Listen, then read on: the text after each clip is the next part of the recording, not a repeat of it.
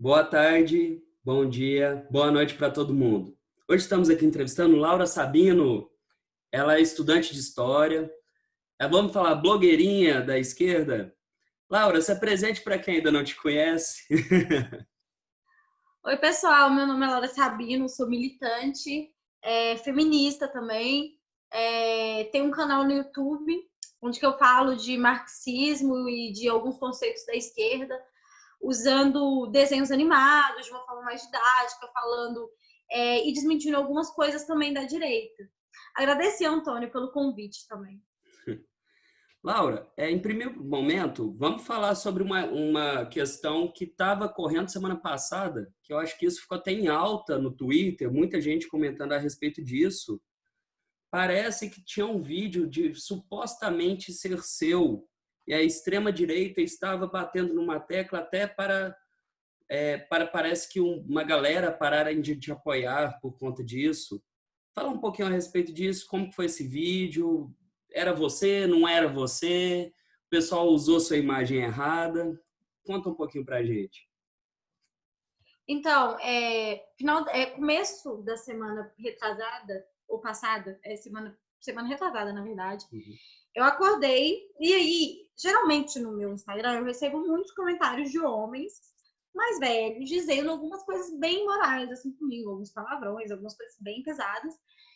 Só que eu percebi que nesse dia tinha muito mais mensagens desse jeito, tinha muito mais comentários com esse tipo de carga. Então eu passei a manhã fazendo uma coisa que geralmente eu não faço. Era um dia que eu estava mais tranquilo, na parte da manhã. Então eu apaguei esses comentários, continuei o dia. Depois eu entrei na DM no Instagram e tinha um monte de mensagem. E aí eu percebi que muitas pessoas estavam me mandando mensagem falando: Laura, Laura, estão circulando um vídeo de uma menina ruiva diferente de você. Então, assim, desde o começo eu já falaram, muito diferente de você. E só que na legenda tá escrito o teu nome, é um vídeo de conteúdo pornográfico. Na hora eu já sabia que era eu, não tem nenhum vídeo meu gravado de conteúdo pornográfico para vazar, então na hora eu já sabia que era um vídeo. Na mesma hora eu fui no Twitter, porque começou a chegar muitas mensagens, muitas DMs, e eu falei pro pessoal, gente, ó, seguinte, não só eu no vídeo, expliquei a situação, vida que segue. Porque eu pensei que era só mais um desses ataques. Eu sempre sofri muito ataque. Antes de eu criar o canal, eu já recebia muito tipo de mensagem, assim. Inclusive, o canal nasce depois que eu posto uma foto com um boneco cubano e é compartilhado por apoiadores do Olavo de Carvalho. Então, eu já nasci no meio de treta, de caos, de ataque pessoal. Só que eu percebi que foi ganhando uma repercussão maior. As mensagens não paravam de chegar. E aí, até com o pessoal da UOL entrou em contato comigo, eles tiveram acesso ao vídeo, se eu não me engano, e eles queriam fazer uma reportagem sobre isso. Porque, tipo, eu não tenho tatuagem nenhuma. O meu cabelo passa da minha cintura. A moça do vídeo tem um cabelo aqui, cheia de tatuagem. Tipo, era muito nítido que era uma fake news. Eles só colocaram meu nome. E aí eu dei entrevista, a gente conversou. E acabou tomando uma repercussão muito grande, assim. Tanto que foi parar na Globo, na Isto É, na própria UOL, saiu na Carta Capital, na revista Fórum, saiu um tanto de mini. O problema foi que esses mini portais sensacionalistas, assim, sabe, Antônio? Porque eles começaram a compartilhar, sério, tipo, muito, e com títulos muito duvidosos. Porque os primeiros títulos que saíam falava em boato, falava em fake news, falava em mentira. Só que nesses portais sensacionalistas, eles querem clique. Então, mesmo que na matéria fale que não sou eu, no título colocava do tipo, vaza o suposto vídeo pornô da Laura Sabino. Youtuber de esquerda tem vídeo com seu nome vazado. Coisas muito sensacionalistas. E aí, nesse momento, eu e minha advogada, a gente conseguiu tirar do ar alguns desses vídeos e outros a gente está tentando entrar em contato para eles tirarem essas matérias, sabe? Assim, tem sido uma dor de cabeça muito grande. Laura, você acha que esses ataques que tiveram é muito pelos seus posicionamentos políticos ou se casam por você ser mulher, jovem, muito ligada à política? Como que você encara isso tudo? Eu acredito que essas duas coisas, assim. Eu sou uma mulher muito jovem, eu tenho 21 anos, então, quando eu posto alguma coisa, na verdade, quase todas as mulheres têm isso, mas quando eu posto alguma coisa política sempre tem esse tipo de comentário de cunho sexual. É como se eu não tivesse tendo que ocupar esse espaço, como se esse espaço não me coubesse, sabe?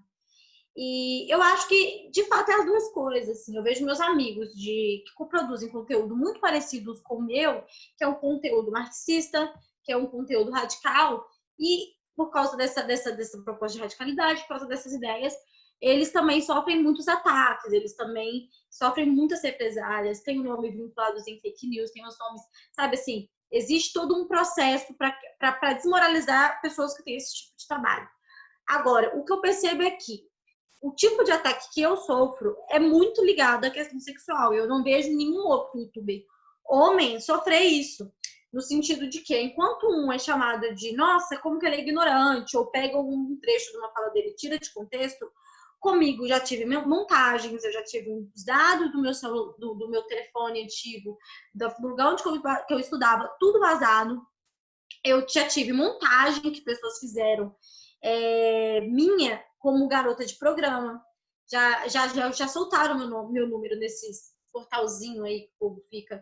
Então, assim, eu já tive... o tipo de ataque que eu recebo tem uma carga machista, assim, claramente. Tanto que as ameaças de estupro, as ameaças sempre tem muito esse cunho, assim, sabe? Bem, bem machista. Laura, e como que você acredita que a gente possa tentar diminuir esse preconceito total, sabe? Porque eu acho que beira a escrotidão. Beira não, é a escrotidão em si. E eu queria saber como que você acredita que deveria acontecer isso, sabe? Para tentar, pelo menos, diluir em alguma lei, em alguma questão assim. Porque parece que não tem muita lei que abraça esse tipo de preconceitos na internet. Parece que a internet é uma terra sem lei, que às vezes a pessoa simplesmente comenta isso, te ofende, vaza alguma coisa que nem sua, por muitas vezes e simplesmente bloqueia um perfil e some do nada, sabe? Então, tipo assim, não é muito difícil punir isso. Como que você acredita que poderia funcionar para as mulheres se sentirem mais confortável e poderem participar da política como um todo? Porque eu vejo muito isso. As pessoas falam, mas não tem muita mulher na política. Mas é porque ela se expõe de uma forma e ela fica à mercê de ataques que, que homens não têm, sabe? Igual, por exemplo, eu sou candidato. Eu não recebo, muito longe de receber ataques igual esse da sua natureza. Aqui em Uberaba a gente tem a candidata a prefeita, a Patrícia também, e é muito estranho os ataques que eles fazem com ela, sabe? Companheiros do próprio partido falam esse tipo de coisa. Então, eu fico assim, sem saber nem explicar como que a gente faz uma luta decente em relação a isso. Porque eu vejo pessoas até da própria esquerda que atacam também dessa natureza, fazem ataques dessa natureza, por ser mulher, por ser jovem, sabe? No caso da Patrícia, por ela ser mãe solteira. Como que você acredita que deva ser essa condução? Então, em primeiro lugar, minha solidariedade à Patrícia. Eu amo a Patrícia, ela é uma amiga pessoal mesmo, assim. Admiro muito ela, acho ela uma mulher muito de garra, de fibra. Ela nasceu realmente, assim, com essa vontade, essa garra de mudar a vida das pessoas. Eu admiro muito ela. Então, começando com o meu apoio à Paty. Em segundo lugar, eu acho que é interessante a gente pensar quando a gente fala de representatividade de mulheres na política, isso deve vir com uma carga muito maior. Por exemplo, teve uma polêmica ano passado, quando a Tabata Amaral votou a favor da reforma da Previdência. E aí, houve toda uma comoção no Twitter, porque ela estava em um partido trabalhista, em que muitas pessoas achavam que não, ela vai votar contra a reforma porque ela está no Partido Trabalhista, ela vinha com esse discurso muito à esquerda, né? Muito à esquerda, entre aspas, assim, mas o eleitorado dela via assim. E o fato é que ela foi contra até a decisão do partido, votou a favor, e teve toda uma repercussão no Twitter. E aí uma moça, não vou falar de qual lugar onde ela trabalha, mas acredito que as pessoas saibam, colocou, não, eu tô emocionada com a Tabata hoje, não porque eu sou contra ela ter votado, mas pelo contrário, porque ela foi contra todo mundo para lutar por aquilo que ela acredita. Eu acho muito perigoso quando a gente entra nesse assunto, porque aí fica assim, sabe? Como se a representatividade da Tabata, só por ela ser mulher, fosse alguma coisa positiva, porque não é. Eu prefiro ter um congresso cheio com 80 Suplicies do que com 80 Tabatas. Porque representatividade, se não tiver conteúdo, se for 80 Margaret Thatchers, sabe? Não é uma coisa importante. A gente pode debater os espaços da esquerda, como que a esquerda pode se ajudar a fortalecer que essas mulheres ganhem força. Eu já fui chamada de muita coisa por companheiros, e mesmo que indiretamente, assim, muito desacreditada, isso que a Patrícia passa internamente é uma coisa muito do dia a dia de nós mulheres, assim, né? Mas a Patrícia que é uma mulher jovem. Então, como eu estava falando com você em off, é como se aquele espaço não nos pertencesse. É como se a gente estivesse fazendo uma coisa que é proibida. O espaço da mulher deveria ser, na cabeça de muitas pessoas, estar produzindo vídeo para a internet para falar de cabelo, para falar de maquiagem, sabe? Então, eu acredito que esse tipo de ataque que eu sofro também tem muito a ver com isso. Eu acho que uma forma da gente pensar isso de uma forma não reformista, sabe? Porque quando a gente pensa em leis, em coisas para prejudicar quem já fez, é uma coisa que a gente não vai conseguir resolver o problema. A gente pode até melhorar e punir, mas não é uma coisa que vai resolver o problema. A forma de resolver o problema, para mim, é a gente fazer um debate amplo na sociedade. Precisaria de projetos no campo educacional, e isso teria que vir de um governo de esquerda, e por isso que é muito importante a gente fortalecer e apoiar candidatos de esquerda, porque esse tipo de debate é muito importante a gente ter nas escolas, a gente ter nos espaços sociais, a gente conseguir fazer um grande programa nacional sobre isso. Imagina que incrível que seria. Então, é uma coisa muito, muito forte. Eu, sinceramente, eu não consigo imaginar que nos próximos anos a gente consiga superar isso. A forma que eu tenho adotado para tentar diminuir isso, eu tenho pensado no seguinte: eu só quero que as mulheres que vierem depois de mim não tenham que passar por isso que eu estou tendo que passar. Tem seu nome vinculado nesse tipo de coisa, porque eu tenho família, eu tenho irmão, eu tenho pai, eu tenho mãe, eu não convivo com ela, mas ela deve ter ficado sabendo desse caso.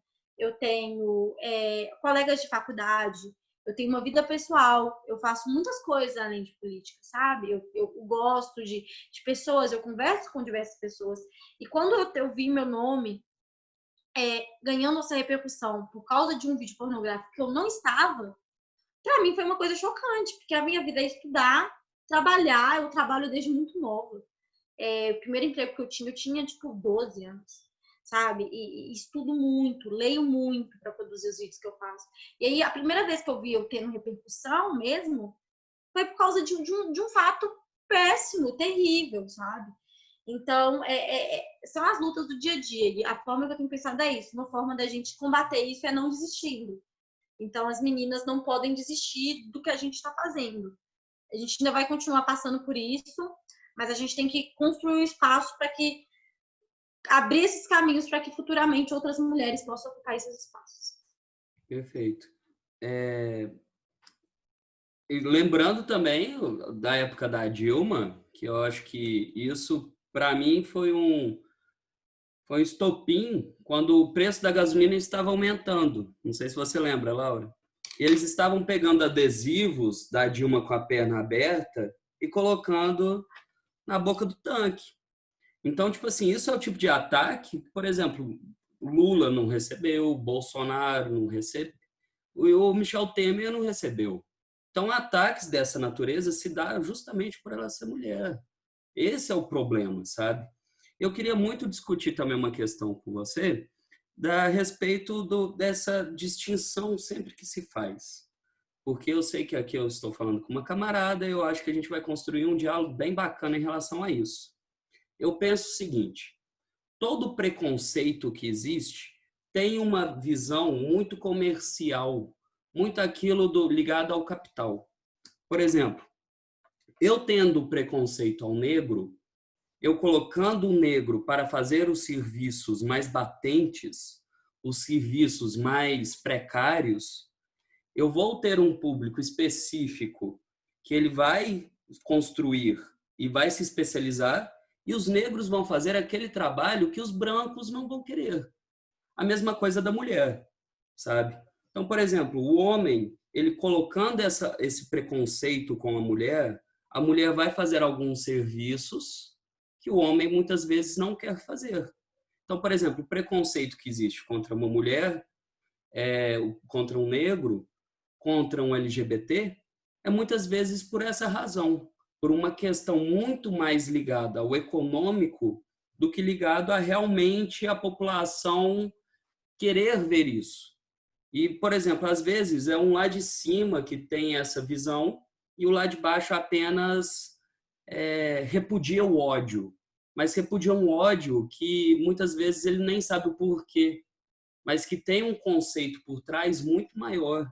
Aí eu não sei se nessa questão você concorda comigo, mas eu acho que, acima de tudo, o grande problema é a questão do lucro, que essas empresas, que esses reis querem ter sobre a população e, às vezes, faz essa distinção da classe.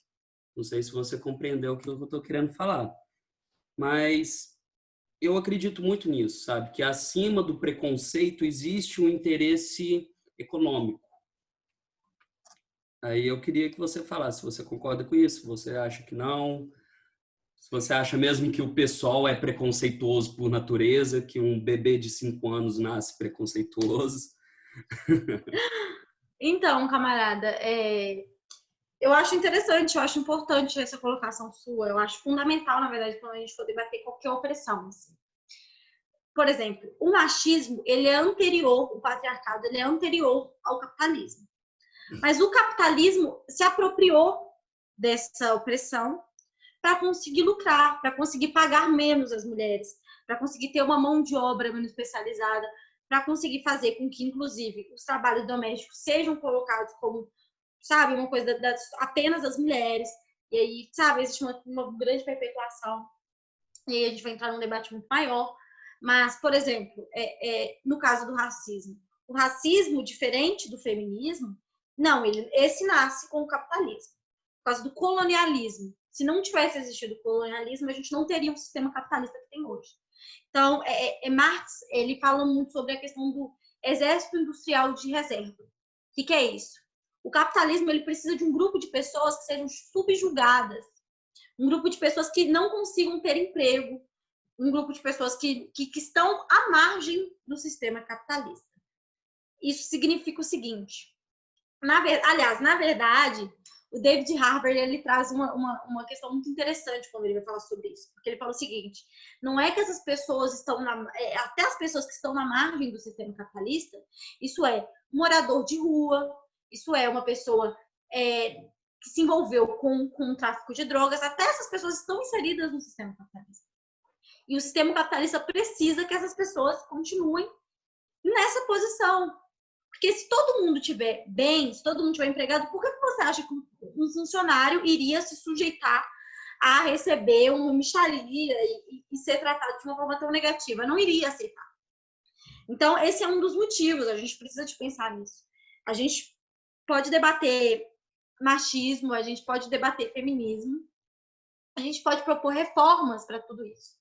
Mas quando a gente fala, existe um machismo estrutural, existe um racismo estrutural, existe um preconceito, um capacitismo com pessoas com deficiência, que é estrutural, a gente precisa de falar o seguinte, a gente pode propor coisas que vão atenuar isso, que vão melhorar isso. Mas resolver, a gente só consegue se a gente derrubar a estrutura do sistema. Quando você derruba a estrutura de uma casa, a casa cai. Ou seja, a gente só consegue de verdade combater isso se a gente derrubar o sistema capitalista, destruir mesmo. Agora, a gente consegue fazer o que está sendo feito hoje por algumas empresas, por exemplo. Então, eles estão dando cursos voltados apenas para pessoas negras, e aí vai ter um grupo de pessoas negras que vão conseguir ter acesso ali. Mas aí, quando a gente olha para a grande maioria das pessoas negras, seguem sendo mortas, sendo vítimas da polícia. Aí a gente olha, inclusive, para a corporação da polícia e vê que é a polícia que mais mata, que mais morre. Mas aí a polícia que mais está morrendo é a polícia negra. E a população jovem que mais está morrendo é a população negra também. Então a gente está falando de um sistema de genocídio, que é muito mais profundo. A gente está vendo a camada superficial. Então, dá para uma pessoa LGBT uma blusa escrito orgulho LGBT, legal, é bonito. Mas isso não vai resolver o problema. E isso também não é uma forma de combater a opressão. Você está criando uma casta. Porque enquanto um grupo LGBT, na maioria das vezes, de homens gays, que são de classe média, que tem um curso superior, consome isso, estão em posições de vantagem, a gente tem um grupo que são, por exemplo, o T da sigla, são as mulheres transexuais e os homens transexuais, a expectativa de vida dessas pessoas é 35 anos. Então, eu gosto muito dessa fala, da sua colocação, porque é muito importante a gente falar disso, sabe? Falar que, cara, existe um motivo muito mais profundo para existir esses preconceitos. Não é porque alguém nasceu ruim, ninguém nasce ruim, a gente é socializado dessa maneira, mas existe sim, o sistema precisa se perpetuar. É interessante para o sistema que não acabe essas opressões. E a gente tem que sempre lembrar a diferença de igualdade e equidade. A gente colocar cotas para negros, para trans, para mulheres, que seja, a gente não busca a igualdade. A gente busca a igualdade em um cenário como se todos fossem iguais. Na verdade, não. A acessibilidade, por exemplo, do negro em universidades é muito menor, sabe? Então a gente tem que buscar a equidade. A equidade, quando eu falo, é o seguinte: quando alguém nasce, um negro nasce numa favela, ele tem a mesma chance do que um branco que nasce num bairro nobre? Não tem. Então, a gente buscando a equidade, a gente colocando cotas, políticas de cotas aos negros, a gente tenta igualar não os pontos de chegada, mas os pontos de partida, sabe? Que eu acho que isso é essencial. Laura, vamos falar um pouquinho a respeito que ficou muito... Você também foi uma que se colocou sobre as políticas do Zema de expropriação do MST, sabe? Eu queria que você falasse um pouquinho como que aconteceu isso. O MST, você acredita que ele tem suma importância na nossa sociedade até hoje? O preconceito que existe ao MST, casando com isso, é um preconceito que vem das próprias atuações do MST ou vem de pessoas que não querem perder essas propriedades? Eu quero que você associe isso tudo, tenta fazer eu jogo a bola para você quente e vamos ver se você consegue. Então, tentar lembrar de tudo. Mas assim, eu sou suspeita para falar do MST, né? Eu conheço o MST desde que eu tinha 7 anos de idade, assim. Uma das primeiras lembranças da minha infância é estar num assentamento do MST. Uhum. Bom, vamos começar pelo começo. Zema. O Zema, ele é um problema, né? O Zema, ele é fascista. Não tem outra palavra que a gente pode dar para o Zema. Ele não se difere praticamente em nada com o Bolsonaro. A única coisa que ele se difere é a forma que ele se coloca assim publicamente. Então, enquanto o Bolsonaro explicitamente fala que não, tem que abrir mesmo, o Zema, ele, de uma forma velada, ele providencia uma forma de que tenha que abrir o comércio, sabe? Isso sem ajudar a construção de política pública, sem dar auxílio para os microcomerciantes, e aí é importante a gente separar microcomerciante de empresário, porque os empresários estão muito bem, assim, os mega empresários ricos, os donos de mineradora, ele fez bilhões de concessões para as pessoas. Eu estou falando aqui do comerciante, dono do açaí, que se sente o Silvio Santos. Enfim, mas uma coisa interessante para a gente pensar em relação ao Zema e a política dele de expropriação é que ele tem feito isso, Antônio, há muito tempo. Na verdade, desde que ele chegou no poder. Então, quando ele chegou no poder, ele já começou essa política de fazer com que essas pessoas que moram em ocupações sejam urbanas e também do campo, né?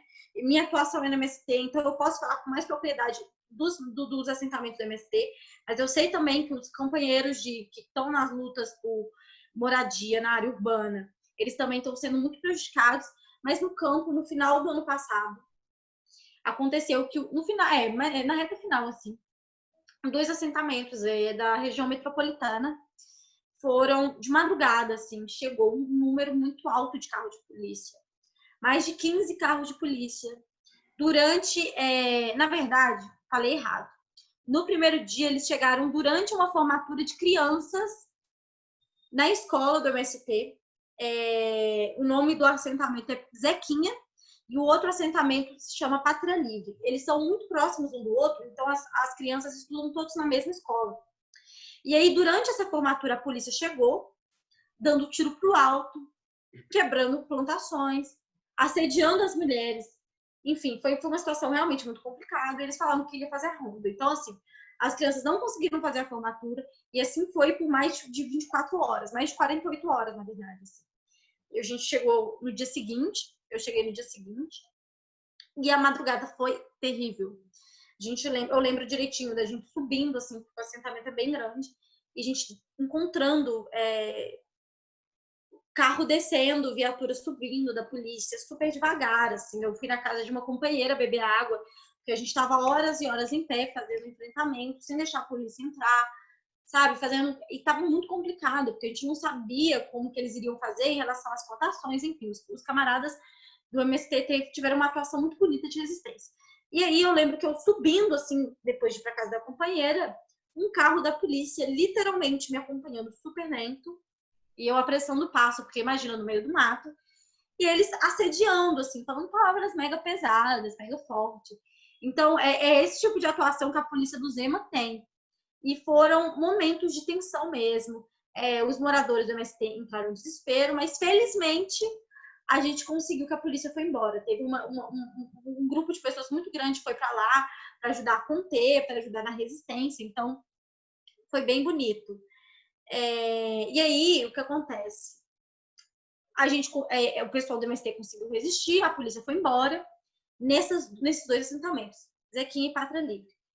Ao mesmo tempo, começaram a ser abertos vários pedidos, quando o Zema entrou, vários pedidos dos donos dessas terras que estavam improdutivas, estavam sem ser usadas para nada, e que as pessoas já viviam lá há mais de 20 anos. E aí começou a ter vários julgamentos seguidos. O choque de tudo, do que aconteceu no Campo Grande, que fica em Campo do Meio, o assentamento, foi o seguinte. Em uma madrugada, na verdade, madrugada não, desculpa. De manhã, às 7 horas da manhã, eu recebi uma mensagem de uma companheira falando: Laura, tem helicóptero sobrevoando o Campo do Meio. E aí eu não tinha informações ainda, eu não sabia o que estava acontecendo. E aí, sim, eram muitos helicópteros, muitos drones, muitos carros de polícia. E dessa vez a polícia estava muito diferente da Pátria Livre do Zequinha. Por quê? Porque eles já estavam com pedido de expropriação. E os pessoal do assentamento recebeu esse pedido de expropriação há uma semana antes. Qual que é o problema? O problema é que a gente está vivendo numa pandemia. A gente espera e existe também uma lei, entre aspas, né? Existe sim uma regulamentação, que essas pessoas não poderiam ser expropriadas durante esse período de pandemia. Eu estou falando aqui de muitas famílias, sim, muitas mesmo, milhares de famílias, com crianças, com idosos, que foram para a rua. E assim, eu cheguei no segundo dia de resistência, foram 3 dias. E aí aconteceu uma coisa que o Zema mentiu, falou no Twitter, tinha divulgado que ele tinha recuado. Não, eu consegui, eu fiz o pedido e aí não vai ser derrubado. Desmobilizou completamente, porque todo mundo anunciou que tinha acabado, que tinha dado certo e tal. Todo mundo indo embora para casa, de madrugada a polícia volta. E aí a polícia volta e fica no outro dia, a gente pode dizer assim que 1, 2 horas da tarde, eu lembro que eu mandei mensagem para uma colega que estava lá. E eu já estava lá dentro, mas a polícia cercou. A polícia não estava deixando ninguém voltar lá para dentro. Então eu tive que passar no meio do mato. Eu lembro direitinho da mensagem dela. Ela falou: Laura, acabou. A gente foi expropriado. E eu cheguei bem na hora que a polícia estava passando trator, assim, em várias casas, derrubando a casa das pessoas, crianças chorando. Foi horrível. Foi uma situação muito triste, muito horrível. Nossa, e a outra parte da pergunta era a seguinte: o preconceito que existe ao MST e ao MTST, você acredita que essas pessoas têm porque não conhecem as ocupações e tudo mais, ou você acredita que tem algum fundamento muito mais de alguém que vem acima, mídia também? Por qual motivo você acredita que exista esse preconceito? Veja bem, Antônio, a gente está falando de latifúndio e de especulação imobiliária. Quando a gente fala do MTST e de outros movimentos sem teto, que luta por ocupação urbana, por moradia urbana, a gente está falando de especulação imobiliária, que é uma das coisas que mais lucram no mundo hoje, que a Bolsa de Valores mais gira em torno disso. Para vocês terem uma ideia, uma coisa assim terrível, né? Aqui em Minas, Aécio Neves, quando era governador, fez a linha verde e eles sabiam que algumas áreas iriam valorizar o preço do imóvel, né? E aí, menos de 3 meses antes, Luciano Huck saiu comprando as casinhas que custavam, na época, uns 40 mil, porque na época o real era desvalorizado, enfim. Mas já era um valor muito baixo para casa, eram casas super de pobre mesmo, assim, barracos. E ele saiu comprando e pagando um preço muito maior do que o mercado, ninguém entendia. E aí, o que aconteceu? Construíram a cidade... Não, construíram a linha verde, construíram a cidade administrativa. E o preço do imóvel subiu. E esses imóveis estão lá hoje valendo milhões, literalmente milhões de reais, e as casas estão paradas. Por quê? Porque é para o imóvel ir se valorizando. Não é que a função social que tem que ter pessoas morando lá, não, é por dinheiro. A gente está falando de especulação imobiliária. E o outro ponto, quando a gente está falando que é do MST, que é dos movimentos, eu ia falar os movimentos sem terra, mas o MST já se chama movimento sem terra. Mas esses outros movimentos que lutam por ocupação no campo estão brigando com uma coisa que é ainda pior, que é o latifúndio. O latifúndio é fundante no Brasil. O Brasil nasce com as capitanias hereditárias. Então, essas pessoas estão no poder há muito tempo. A gente está falando de gente que realmente manda nesse país. E há pessoas que têm a ponto de financiar a bancada ruralista. Isso é uma coisa muito interessante. Você sabia que a bancada ruralista representa, de fato, alguns grupos agropecuários. Assim como diversos partidos de direita e de esquerda recebem também. Você pega, por exemplo, a Friboi. A Friboi, o nosso partido recebeu doação da Friboi, por exemplo. Então, tipo assim, é uma galera que tem muita grana, tá na política há muito tempo, tem uma influência política muito grande. Então, quando eu falo sobre isso, quando a gente pensa assim, Laura, mas você acha então que existe uma questão legítima do ódio que essas pessoas têm ou foi tudo planejado pela mídia? Olha, se a gente está falando entre os grupos que mais lucram e o grupo que mais lucra, porque essa questão da galera que mexe com o agropecuário no Brasil, a gente está falando sim de uma propaganda imensa. A gente tem a maior emissora do Brasil e da América Latina dizendo todos os dias que o agro é pop, que o agro é maravilhoso. O ódio que as pessoas sentem do MST primeiro, o MST conseguiu ser um movimento de massas. O MST é gigante, é o maior movimento da América Latina. 2, o MST ele é muito efetivo. O MST consegue mesmo fazer levantamento de o passado daquele lugar onde eles estão ocupando. Então, eles conseguem judicialmente, através da própria Constituição, que fala sobre o direito à terra, né? Provar e conseguir ficar naquele território. Então, assim, o ódio ao MST é de pessoas que não conhecem o MST. Porque o MST, eu não sei se pode falar palavrão, mas o MST aqui é foda, Antônio. Assim, maior produtor de arroz da América Latina. Produz. Você entra no armazém do campo, você entra em contato com eles, tem tudo, tem a variedade de todo tipo de alimento. E eles são um movimento que bate de frente mesmo com o capitalismo. Então, é um tipo de movimento que incomoda e que toca na ferida, principalmente do Brasil e da América Latina. Então, o ódio ao MST não me surpreende. O ódio ao MST é muito bem construído pela galera que tem dinheiro nesse país. E eu acharia muito estranho se o MST fosse uma figura pop, sabe? Porque esse ódio ao MST faz todo sentido. Laura, isso é uma questão que eu concordo super com você, mas como que a gente conscientiza o povo fora, por exemplo, tem muitas pessoas que só têm acesso a Globo, Band e Record na televisão. Então, por exemplo, muitas pessoas não vão ter nem acesso a esse vídeo, nem tem acesso aos seus vídeos, nem tem acesso aos vídeos do João Carvalho, que seja, do Jones Manuel. Então, por exemplo, como que essas pessoas vão saber o outro lado da moeda, já que eles só sabem exatamente o lado que a mídia coloca, entendeu? E como que a gente conscientiza a massa, já que a massa, ela, infelizmente, a massa ela se põe na ignorância, não na ignorância por elas, na ignorância pelo que aquilo que apresentam. Porque, por exemplo, o livro já estão querendo taxar os livros, né? Estão querendo aumentar os juros sobre os livros. A internet no Brasil, além de ser cara, é de péssima qualidade, né? Telefones, notebooks ainda não são tão acessíveis para a população. Então, como que a gente faz isso? Eu pessoalmente, eu não consigo imaginar como que a gente chega no povo, fala nessa linguagem. Porque se a gente falar alguma coisa, quem tem mais credibilidade, Laura? O Antônio e a Laura chegando nas pessoas e falando, ou William Bonner? Sim, sim. Então, eu acho que você falou uma coisa que é muito importante aqui. Essa resposta eu não tenho. A gente tem que lutar para construir juntos, mas eu acho que dá para a gente fazer algumas reflexões em relação a isso. Uma coisa que você falou que eu acho muito interessante é que você falou assim: muitas pessoas não têm televisão, mas aí em seguida você fala assim, mas também mesmo se tiver, o William, entre a gente e o William Bonner, é isso. Eu acho que ter acesso à internet, ter acesso à televisão, à rádio, não é necessariamente uma coisa que vai garantir, igual você falou, muito pelo contrário, esse processo de politização, né? Mas tá.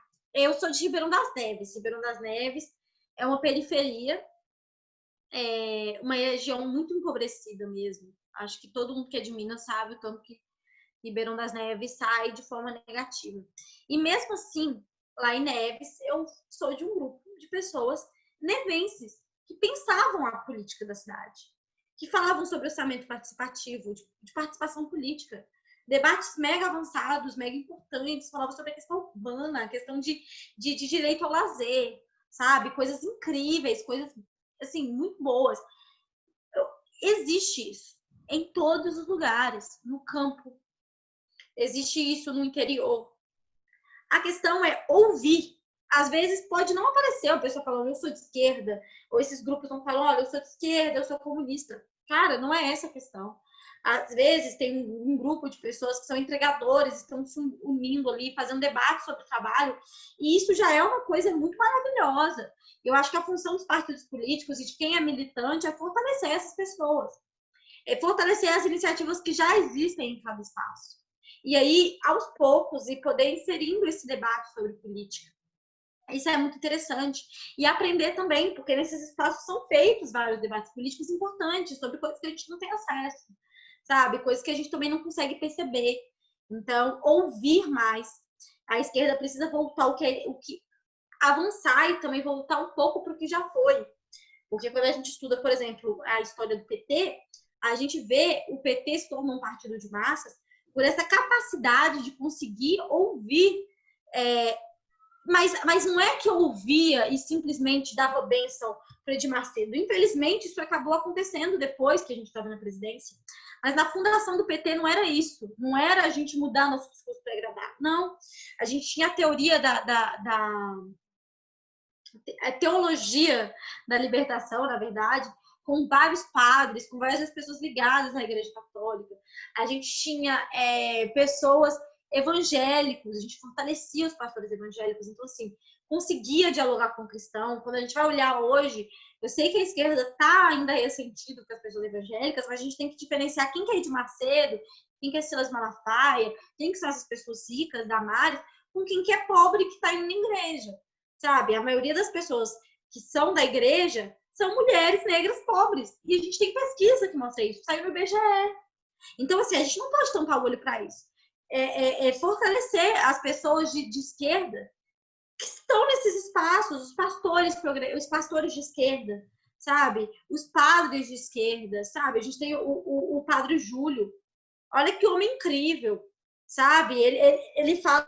eu participei de uma live com ele no 247 e ele ficou falando de Fidel Castro, sabe? Fazendo punho cerrado.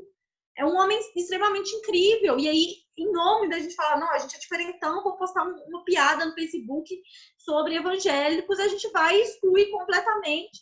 E faz uma pessoa como Júlio Lancelotti, que é um padre, que é católico e tem que ter o direito dele à fé defendido.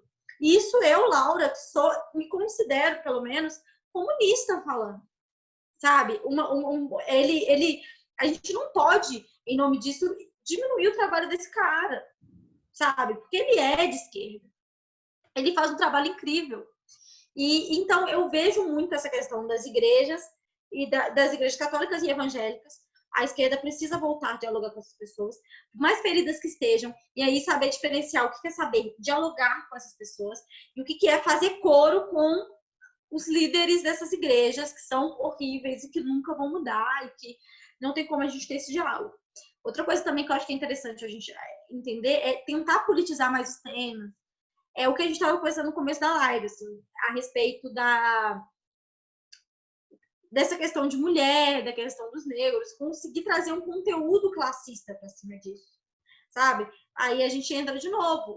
O Amoedo, se um dia ele aparecer, se um dia não, ele fala que ele é a favor do casamento LGBT e tal, mas ele não é uma pessoa viável, porque as pessoas vão morrer de fome no governo dele, sabe? Então, assim, fazer esse processo de politização.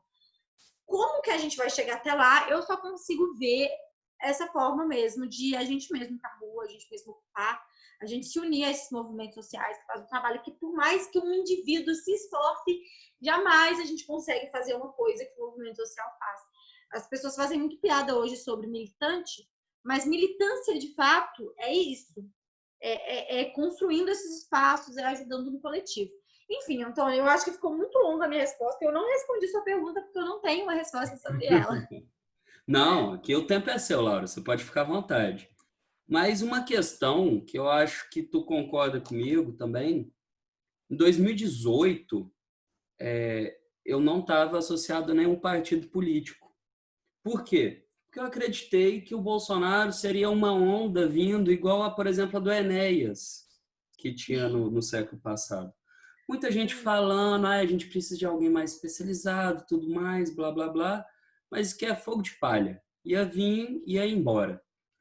E aí o pessoal começou a mesmo falar do Bolsonaro, a apoiar mesmo o Bolsonaro. E eu falei assim, não, mas Bolsonaro não vai ser eleito. Não é possível que alguém que está escutando o que esse cara está falando, pega ali, tem 2 livros de história que seja na casa, que já estudou história no ensino médio, no ensino fundamental, pega e vai eleger um cara desse, sabe? E aí veio 2018, ele ganhou. Então eu vi que é muito mais uma questão de ignorância mesmo do povo, de realmente o povo, ou uma questão da antipolítica também, que eu acho que ele abraçou muito isso, sabe? Já que ele é um político nato, que ele está ali há 30 anos ali mamando as tetas, né? Então, tipo assim, essa questão, eu vejo que é muito mais do pessoal realmente desconhecer do que conhecer o outro lado. O pessoal votou no Bolsonaro muito mais pela antipolítica apresentada pelo PT, porque, por exemplo, na época das eleições, eu falei assim, não vai ser o PT que vai ganhar. Mas, por exemplo, ele tem o Ciro, né? Eu achei que quem ia para o segundo turno seria o Ciro Gomes e o Bolsonaro, sabe? Então eu falei, não, vai ser uma esquerda diferente, mas vai continuar sendo esquerda. Então já é o suficiente ali, se for eleito o Ciro. E aí foi eleito o Bolsonaro. O Bolsonaro ele quase foi eleito em primeiro turno, sabe? Eu acho isso, sinceramente, um absurdo. E eu vejo muito que foi uma construção do povo não se interessar pela política. Aquelas frases que o pessoal, aquelas frases feitas que o pessoal fala, política, religião e futebol não se discute, mas são os pilares essenciais da sociedade. Por exemplo, como que a gente vai construir hospital? Como que a gente vai falar de escolas públicas se não tiver política por trás? O futebol, historicamente, ele foi feito uma questão ligada ao esporte, muito mais ligada a realmente controle, por exemplo, a Copa de 70, ela foi de suma importância para um controle da própria sociedade, para ter aquele espírito de patriotismo na ditadura militar. A questão da religião, ela prisa também um controle social, porque a religião não é só a religião. A religião, casado com isso, ela tem um modo de se vestir, ela tem um modo de se agir, uma maneira de se falar, um modo de consumo. Então, esses pilares e essa estigmação também que se casa a isso tudo, eu vejo que é muito casado para ter essa ignorância da população. Eu quero que você fale um pouco a respeito da eleição do Bolsonaro. Porque muita gente fala assim, eu não votei no Bolsonaro, mas, por exemplo, tem um Amoedo. Entendeu? Então, aí eu vejo muito que tem isso, sabe? O povo realmente não consegue entender. O pessoal acho que não tem muita opção de ter acesso àquilo ali e entender o que esse cara está fazendo, o que esse cara prega, entende? E aí eu não vejo outra maneira e realmente isso é um ponto que me deixa muito triste do pessoal não conhecer os dois lados. Sabe o que é a direita? Porque só a direita o apresentam. Só mais um pouquinho, Laura. Tem um professor em São Paulo, da USP, que chama Alisson Mascaro. Não sei se você já ouviu falar. E tinha um pessoal que estava falando pobre de direita. Eles falaram essa expressão ao Alisson Mascaro. E o Alisson Mascaro fala, me surpreende quando eu não vejo um pobre sendo de direita. Porque a mídia toda constrói esse cidadão sendo dessa forma. Então, quando eu vejo um pobre sendo de esquerda, meu olho brilha. Ele fala com essas palavras. Realmente, eu penso igual a ele em relação a isso. Só que eu não vejo uma forma de tentar construir com a população, chegando aonde que essas pessoas que vão fazer a diferença. Agora, Então, tá, vamos por partes. A primeira coisa que eu queria dizer é que eu concordo 100% que não tem como viver sem falar de política, religião e futebol. Eu não sei o que seria da minha quarentena se eu não pudesse zoar cruzeirense. Então, para mim, é uma das questões muito prioritárias.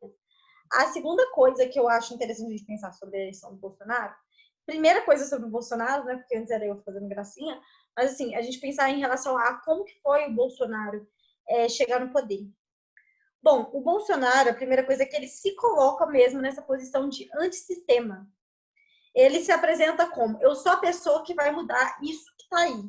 Tanto que hoje, no lançamento do plano do PT, Nacional de Mudança do PT, eu falei o seguinte na live, eu falei, eu preciso de pontuar aqui para a presidenta, para o pessoal, é o seguinte, sempre foi difícil ser pobre no Brasil. A polícia que mais mata hoje e que mais morre sempre foi no Brasil, sempre foi assim. O número, a taxa de estupro, a taxa de feminicídio, a taxa de assassinato sempre foi alta. O que a gente está vendo no governo Bolsonaro é um aprofundamento disso. Mas sempre foi. A fome nunca morreu no Brasil. Sempre teve fome. Agora, o Bolsonaro, ele surge nesse ponto. Só para uma coisa que é interessante, que senão eu já ia pular disso. Tudo isso sempre existiu. Mas por que isso sempre existiu? Porque a gente vive num sistema desigual. Mais do que isso, a gente vive num sistema desigual dentro da América Latina. A gente está na periferia do capitalismo. Se os Estados Unidos, que é a potência, tem um número absurdo de pessoas sem teto, um número absurdo de pessoas usando drogas nas ruas, um número absurdo de pessoas se matando porque não tem acesso à saúde, imagina no Brasil, que é a periferia desse sistema. Então, a gente precisa entender qual que é o lugar que a gente fala. A gente não fala de qualquer lugar do capitalismo, a gente fala da América Latina. E na América Latina, isso sempre vai continuar existindo dentro do capitalismo, porque a gente está aqui para isso. A gente vive falando dos países escandinavos, que estão super bem, que a social-democracia venceu lá, que lá o trabalho dá certo. Só que quando você vai ver o índice de pobreza lá, a maioria de pessoas imigrantes, as pessoas que são colocadas para fazer trabalhos subalternos, a maioria são latinos, isso são dados oficiais. Aí a gente pega, por exemplo, Suécia, tem índices maravilhosos, só que aí a gente vai ver, eles roubam cacau da África. A Inglaterra, diamante da África. Várias empresas colocam aqui no Brasil, por exemplo, para ser mão de obra, porque eles lá na Europa eles têm que pagar bem. Então eles colocam aqui na América Latina para pagar um valor horrível para gente. Então, assim, a primeira coisa é que se aproveitando desse contexto, que não é por causa do partido que estava só, era por causa do contexto que a gente está inserido, por causa de uma coisa muito maior, por causa do sistema que a gente vive. Bolsonaro se aproveitando disso. A gente já estava numa crise desde 2008, uma crise mundial. No meio de crise, surgem pessoas fascistas. Como que foi a escalada autoritária do Bolsonaro? A escalada autoritária do Bolsonaro foi: Bolsonaro não nasceu sozinho, ele nasceu porque existiu jornalista falando que tinha que tatuar o osso de ladrão, jornalista dizendo que um menino que foi amarrado ao poste deveria ter apanhado mesmo, da Atena, vários programas assim, sabe, de sensacionalista, fazendo ter um ódio e um medo das pessoas, um pânico moral.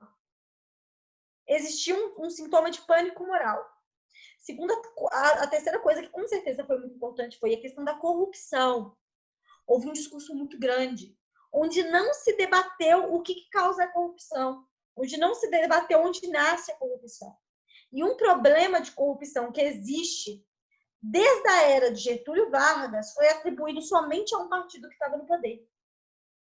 A direita, que hoje se diz liberal, que hoje se diz uma direita democrática, que está em oposição ao Bolsonaro, ajudou a criar o Bolsonaro.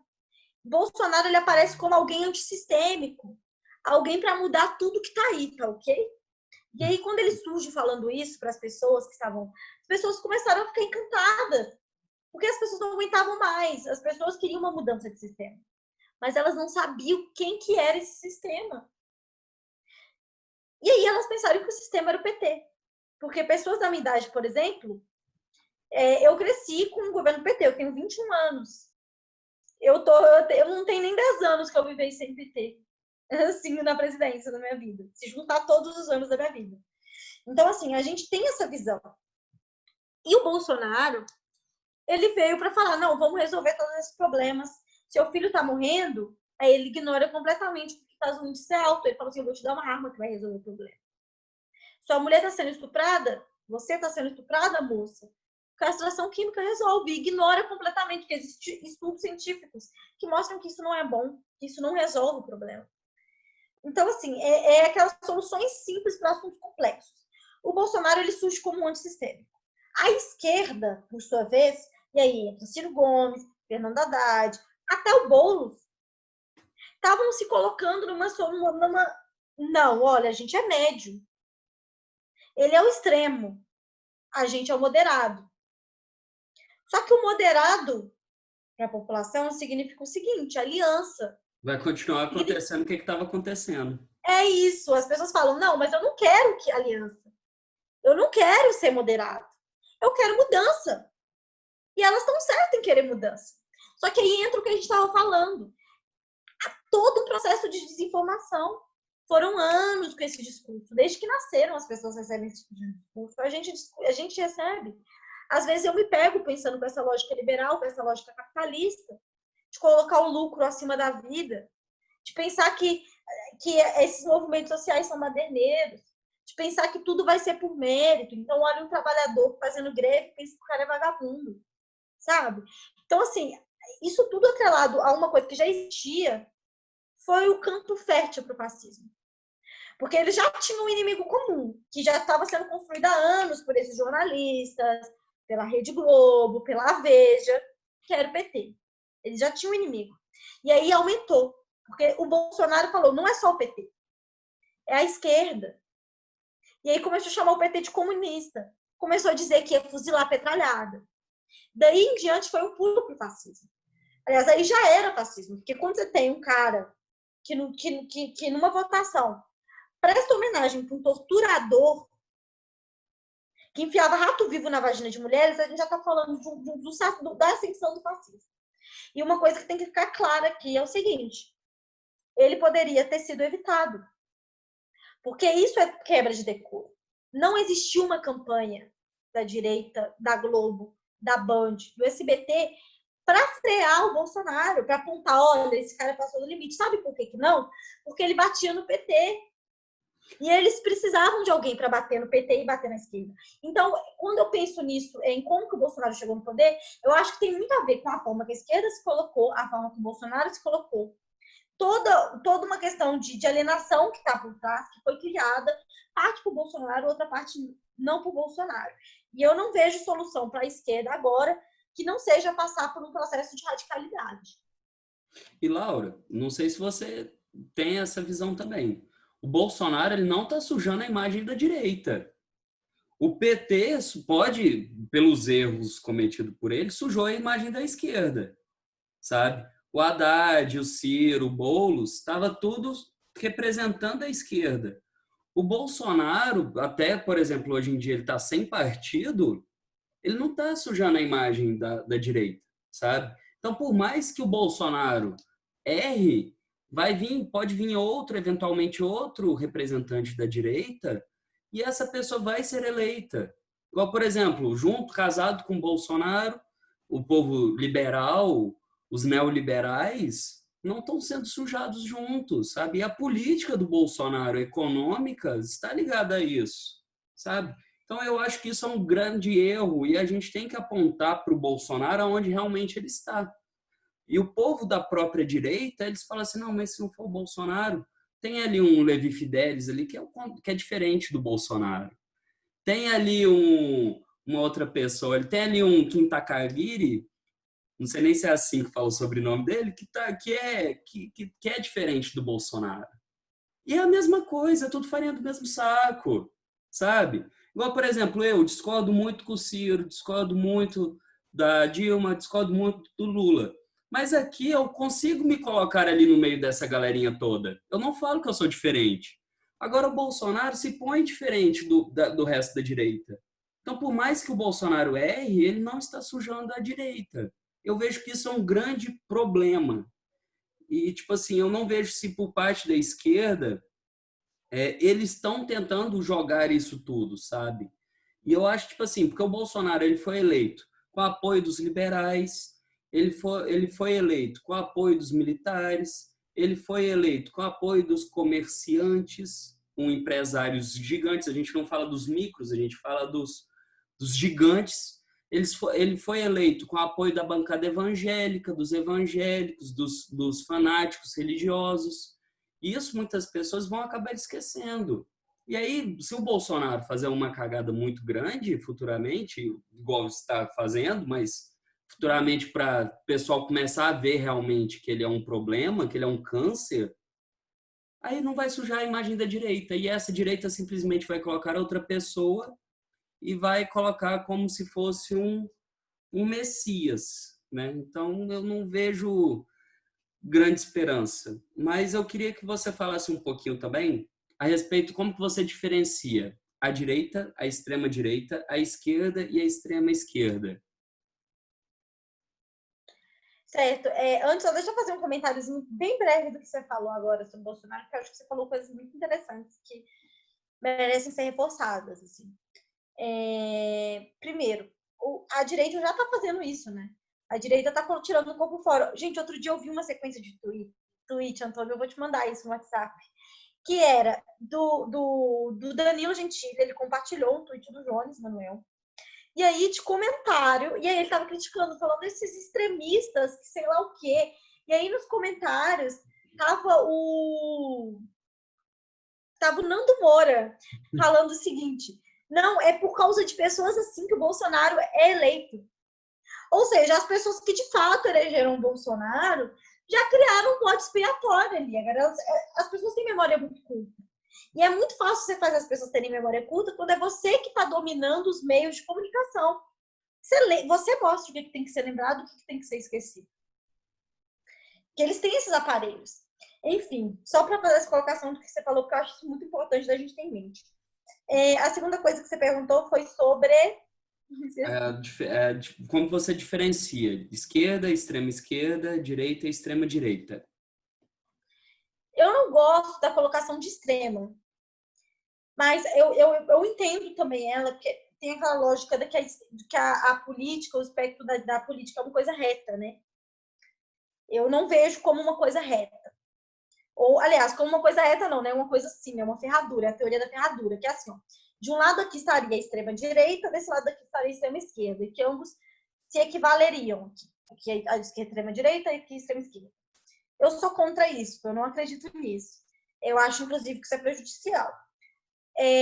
Eu consigo fazer a diferenciação do que é uma esquerda moderada, o que é uma esquerda de centro-esquerda, o que é uma direita liberal, para o que é uma extrema-direita, que seria essa direita fascista, né, na verdade. Então, vamos começar. Liberalismo.